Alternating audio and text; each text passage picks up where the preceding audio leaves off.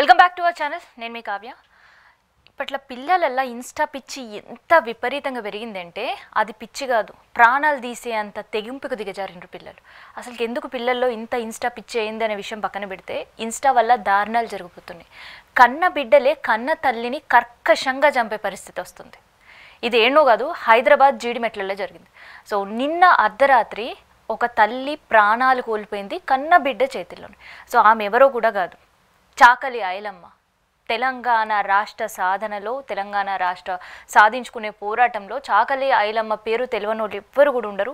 ఆ చాకలి ఐలమ్మ ముని మనమరాలైన అంజలి తన సొంత బిడ్డ అయిన తేజశ్రీ చేతిలో ప్రాణాలు కోల్పోయిన పరిస్థితి. సో దేనివల్ల అంటే కేవలం ఇన్స్టా పరిచయం. 8 నెలల క్రితం ఒక ఇన్స్టాలో పరిచయమైన నల్గొండకు సంబంధించిన పిల్లగాడు డీజే రవి.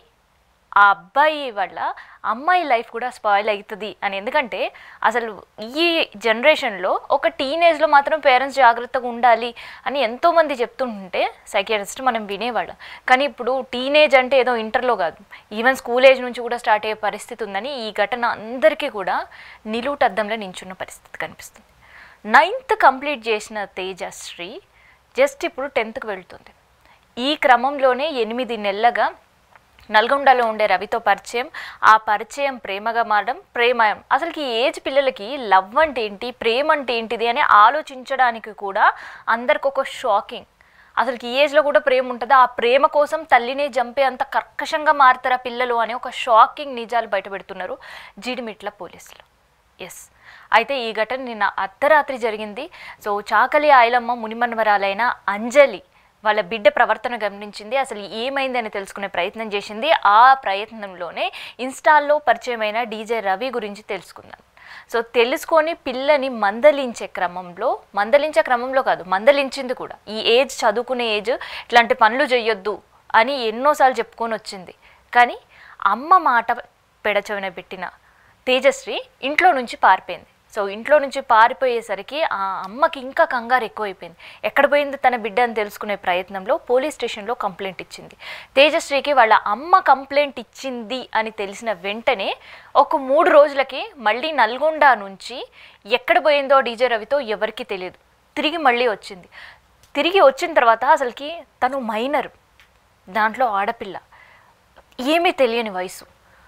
ఏమైనా మోసపోయిందా, లేదంటే అమ్మాయితో డీజే రవి ఏమైనా మిస్బిహేవ్ చేసిండా, అసలు ఏమైంది అని తెలుసుకునే ప్రయత్నంలో ఇవాళ ఉదయాన్నే పిల్లని తీసుకొని టెస్ట్లకు వెళ్ళాల్సి ఉంది.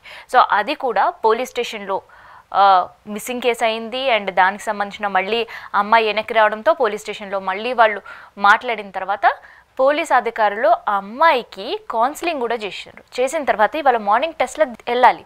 కానీ ఈ టైంలోనే నిన్న అర్ధరాత్రి ఈ విషయం మళ్ళీ ఇన్స్టా త్రూ రవికి చెప్పడం, వీళ్ళిద్దరు ఒక పక్క స్కెచ్ ప్లానింగ్ వేయడం. ఎంత దారుణంగా హత్య చేసినారంటే అసలు కన్న బిడ్డనేనా అని అందరికి ఆశ్చర్యం అనిపిస్తుంది. సో పథకం ప్రకారమే, ఒక స్కెచ్ ప్రకారమే, అంటే వీళ్ళు తిరిగి రాగానే పోలీస్ స్టేషన్ కంప్లైంట్ అనగానే భయపడినరా లేదంటే ఇంకేమైందా పక్కన పెడితే చంపాలి అనే నిర్ణయంతోనే మళ్ళీ వెనక్కి వచ్చింది తేజశ్రీ. సో పాపం అమ్మకు ఆ విషయం తెలియదు. కన్నబిడ్డ మళ్ళీ వచ్చిందనో సంతోషం, మళ్ళీ బిడ్డకి ఏమైందనో ఒక ఆందోళన. సో ఈ అన్నిటి మధ్య ఆలోచిస్తున్న అంజలిని హతమార్చింది తేజశ్రీ. వాళ్ళ బాయ్ ఫ్రెండ్ ఉండే శివ, అతని తమ్ముడు. సో ఇదంతా కూడా ఒక కేసు సంచలనంగా మారింది. ఇవాళ కేవలం హైదరాబాద్లోనే కాదు, ఈ తెలుగు రాష్ట్రాల్లో కూడా ఈ కేసు ఒక సంచలనంగా మారింది.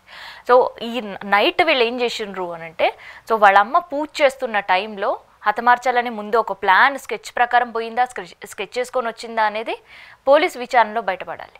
ఇప్పుడు వాళ్ళ చెల్లి చెప్తున్న ప్రకారం ఏంటంటే ట్యూషన్కి వెళ్ళిపో నువ్వు అని చెల్లెని బయటికి పంపించింది. తర్వాత మళ్ళీ ఆ చెల్లె వెనక్కి తిరిగి వస్తే నిన్న అమ్మ వేరే వాళ్ళ ఇంటికి వెళ్ళి అక్కని తీసుకొని రమ్మన్నది అని చెప్పి ప్లాన్ ప్రకారమే చెల్లిని తప్పించింది. తర్వాత అమ్మ ఒంటరిగా దొరకడంతో ముందుగా ఆమె పైన దుప్పటేయడం, ఊపిరి ఆడకుండా చేయడం, వెంటనే సుత్తెతో తల పగలగొట్టే ప్రయత్నం చేసింది. సో అయినా కూడా తను చనిపోలేదు అని నిర్ధారించుకున్న తర్వాత మళ్ళీ రెండోసారి పిలిచింది. అప్పటికే చెల్లి రాగానే లేదు నిన్ను ఇంకొకరి ఇంటికి పొమ్మన్నదే మళ్ళీ చెల్లిని రిటర్న్ పంపించింది. రెండోసారి మళ్ళీ వెళ్ళిన శివని మళ్ళీ వెనక్కి వినిపించి పూర్తిగా చనిపోయింది అని నిర్ధారించుకున్న తర్వాతనే మళ్ళీ పారిపోయిన పరిస్థితి. ఈ అంత ఎపిసోడ్లో కన్నతల్లి వాళ్ళ భర్త చనిపోయిన తర్వాత కూడా ఇంకో పెళ్లి చేసుకోలేదు. కళాసారథిలో మాత్రమే తను పాటలు పాడుకుంటూ ఎన్నో డయాస్లపైన ప్రోగ్రామ్ ఇస్తూ కేవలం పిల్లలు మాత్రమే తన జీవితం, వాళ్ళ పిల్లల భవిష్యత్తు బాగుండాలి అని కేవలం పిల్లల కోసమే తన జీవితాన్ని త్యాగం చేసి పిల్లల కోసం మాత్రమే బతుకుతుంది.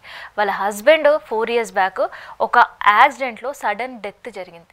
ఆ తర్వాత నుంచి పిల్లల ఆలన పాలన కుటుంబం మొత్తం అంతా కూడా తినే చూసుకుంటుంది. కానీ వాళ్ళ అంజలి ప్రేమ ఏమైపోయింది? చిన్నపిల్లలు కూడా ఇవాళ అన్యాయం జరిగిపోయిన పరిస్థితి. సో ఇదంతా ఎపిసోడ్ నిన్న రాత్రి జరిగితే ఇంకా అమ్మ చనిపోయింది అనే కన్ఫర్మేషన్ అయిన తర్వాత కూడా తేజశ్రీ ఎంత తెలివిగా బిహేవ్ చేసింది అని అంటే, వెంటనే అంజలి అక్కకి, అంజలి చెల్లికి, అంటే అంజలి పెద్దమ్మ అంటే తేజశ్రీ పెద్దమ్మకి చిన్నమ్మకి ఫోన్ చేసి అమ్మ ఏమైందో తెలియదు, పూజ చేసుకుంటా కింద చైర్ మీద కింద పడిపోతే అమ్మ పగిలింది, రక్తం కారుతుంది, స్పృహలో లేదు, అసలు మాట్లాడట్లేదు, ఏం చేయాలో మాకు అర్థమైతలేదు అని చెప్పి వాళ్ళ పెద్దమ్మకి చిన్నమ్మకి ఫోన్ చేస్తే వాళ్ళందరూ షాక్. అసలు ఏమైంది అని హాస్పిటల్ తీసుకెళ్ళడానికి మాత్రమే, అంజలిని హాస్పిటల్ తీసుకెళ్ళాలి, మా చెల్లి ఏమైపోతుంది, మా అక్క ఏమైపోతుంది అని వాళ్ళు పరుపరుగున వచ్చేసరికి వికటిగా జీవిగా పడి ఉంది. తర్వాత పోలీసు అధికారులను పిలిచిన తర్వాత ఇది సడన్ డెత్ కాదు, యాక్సిడెంటల్ డెత్ కాదు, ఇది ప్లాన్ ప్రకారం జరిగిన మర్డరే అని అప్పుడు పోలీసు అధికారులు చెప్పిన తర్వాత అసలు విషయం చెల్లె బయటపెట్టింది. అసలు ఇదంతా ఏంది? అసలు 9వ తరగతి కంప్లీట్ అయ్యి ఇప్పుడు జస్ట్ 10th ఎంటర్ అయిన తేజశ్రీ కేవలం ఒక ఇన్స్టా పరిచయం, ఒక 8 నెలల పరిచయంతో ఇన్ని సంవత్సరాలుగా కంటికి రెప్పలాగా కాపాడుకున్న తల్లిని కూడా వద్దు అనుకునే పరిస్థితికి వచ్చింది. అసలు ఎందుకు ఇంత ఇన్స్టా పిచ్చి? ఏం మాయమాటలు చెప్పిండ్రు ఎవరికి తెలియదు. కేవలం అమ్మ తమ ప్రేమకు అడ్డొస్తుంది, అమ్మ తన ప్రేమని కాదంటుంది, ఇది మాత్రమే ఆలోచించింది. కానీ ఆ పిల్ల భవిష్యత్తు గురించి తన తల్లి ఆలోచించింది. పిల్లల భవిష్యత్తు కోసమే తను ఇంకొక పెళ్లి చేసుకోకుండా ఉంది. కేవలం పిల్లలే తన భవిష్యత్తుగా బతుంది మా అమ్మ అని తెలుసుకోలేకపోయినారు. అందుకనే జరిగిందంతా కూడా చెల్లి భయపడుతూనే అక్క ఏం చేస్తుందో తన పైన అని భయపడుతూనే ఉన్నది ఉన్నట్టు జరిగినట్టు పోలీసులకు అధికారులకు చెప్పింది. అండ్ దాంతోపాటు ఎప్పుడైతే తేజశ్రీని ప్రశ్నించడం పోలీసులు ప్రారంభించారో ఒక్కొక్కటి వెలుగులోకి వస్తుంది. అసలు ఈవెన్ పోలీస్ స్టేషన్లో కూడా ఇట్లాంటి కేసు ఇప్పటివరకు వాళ్ళు ఎక్కడ కూడా చూడని పరిస్థితి. హైదరాబాద్లోనే మొదటి కేసు ఇట్లా ఇన్స్టా పిచ్చితో కన్నతల్లిని చంపిన పిల్లది. సో ఇంకొక పిల్లలు ఇట్లా కాకుండా ఉండాలంటే పేరెంట్స్ జాగ్రత్తగా ఉండాలి. పిల్లలు కేవలం గతంలో మనం టిక్టాక్ వల్ల ఇట్లాంటి అనర్థాలు చూసినాం, కానీ ఇప్పుడు ఇన్స్టా ఫేస్బుక్ల పరిచయాలు కూడా పిల్లల భవిష్యత్తులను పాడు చేస్తుంది. కాదంటే కన్న వాళ్ళనే కర్కశంగా చంపే పరిస్థితి తెస్తుంది. అందుకనే పేరెంట్స్ అందరూ కూడా చాలా కేర్ఫుల్గా ఉండాలి పిల్లల విషయంలో. ఎంతవరకు ప్లాట్ఫామ్స్ వాడాలి, ఫేస్బుక్ లేదంటే ఇన్స్టానా లేదంటే యూట్యూబ్సా, ఎంతవరకు పిల్లలు వాడాలి, వాళ్ళు ఏం చేస్తున్నారనే ఖచ్చితంగా పేరెంట్స్కి మానిటరింగ్ ఉంటే తప్ప పిల్లల్ని కాపాడుకునే పరిస్థితుల్లో లేము.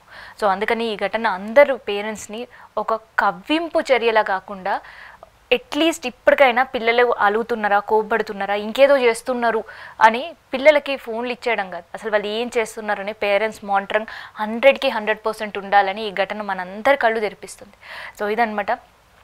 ఒక పక్క తల్లి శవం గాంధీ హాస్పిటల్ మార్చరీలో, చిన్న బిడ్డ ఇప్పుడు నాన్న లేడు అమ్మ లేదు, తన జీవితం ఏమవుతుందని ఒక ప్రశ్నార్థకం.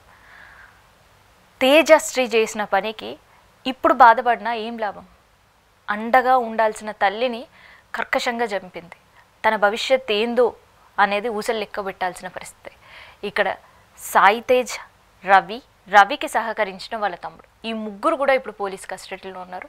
సో వాళ్ళని కోర్టులో కూడా ప్రొడ్యూస్ చేసే పరిస్థితులు కూడా కనిపిస్తున్నాయి.